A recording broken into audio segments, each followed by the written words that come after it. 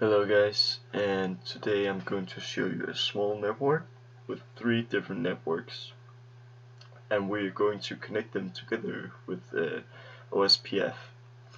We have a 192.168.1.0, and we have a .2.0 and a .3.0. We are going to connect that with some serial.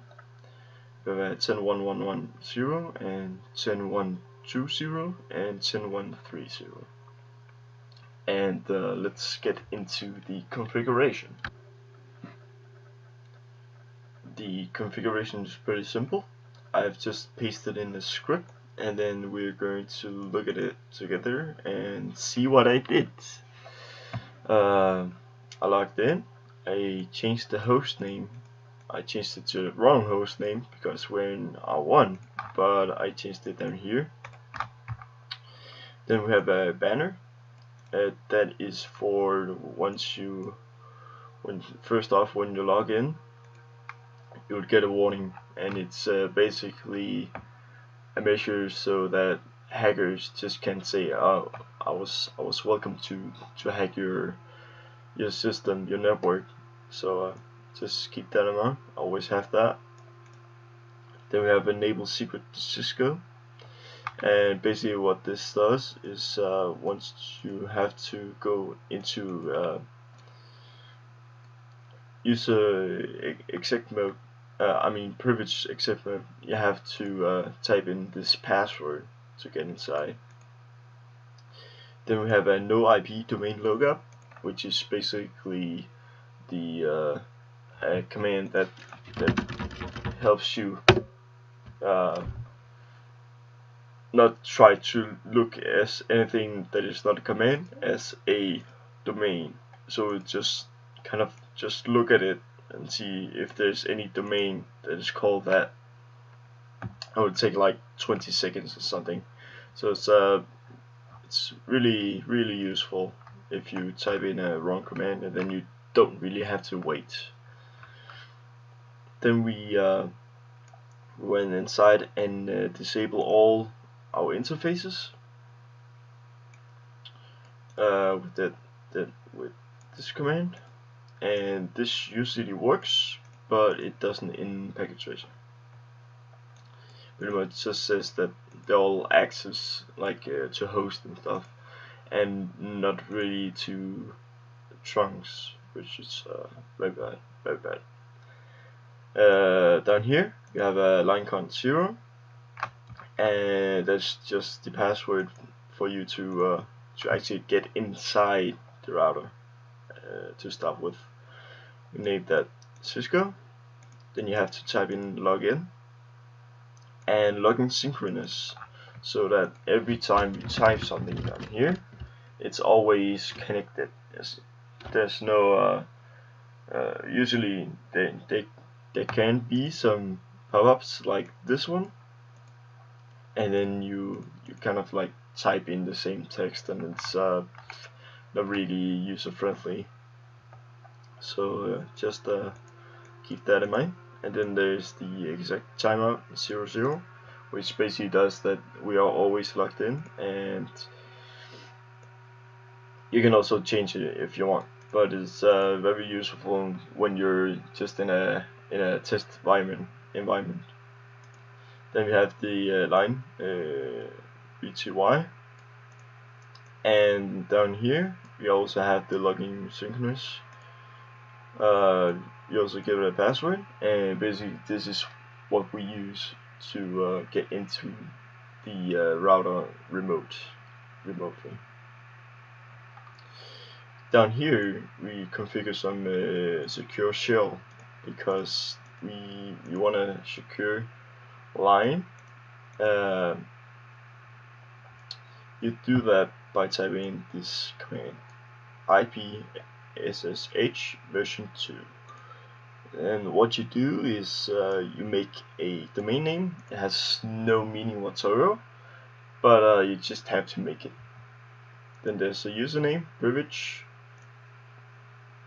15, so you log into right there. Instead of if you type 1, you get into the user exit flow. Then there's a secret, which is just basically the password. And then down here you have to say that it has to use SSH secure show, and then you need to type in command login logo. And after that we have to type in a key so we know it's encrypted. You type in crypto key generate RSA, and then it will generate.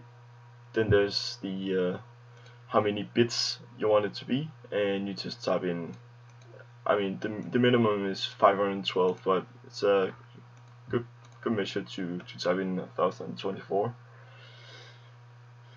And last but not least, you have to type in service password encryption, because now our password are no longer plain text, as you can see right there and right there. And next up we have the configuration of the OSPF, and we are looking at router 1 again.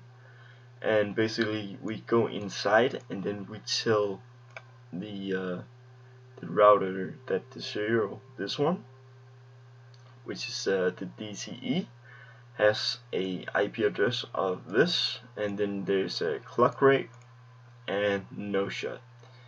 And then you type in exit, and then you do it with the other one, and then down here you tell it what networks it knows. It knows the 1 network, it knows the 110.1.1.0 network, and they are all in the area 0.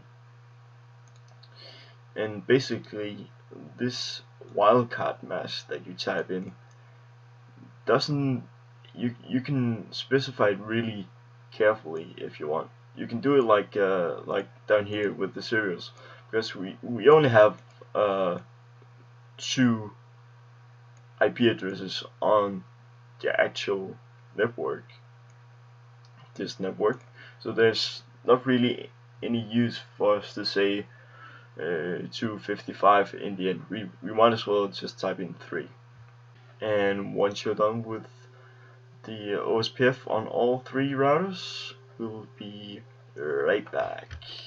And now I almost forgot that we also have an IP address on our gigabit Ethernet interface, which on router 1 is 11, and it has an IP address of a subnet mask of 255.255.255.0, and this has to be no shut.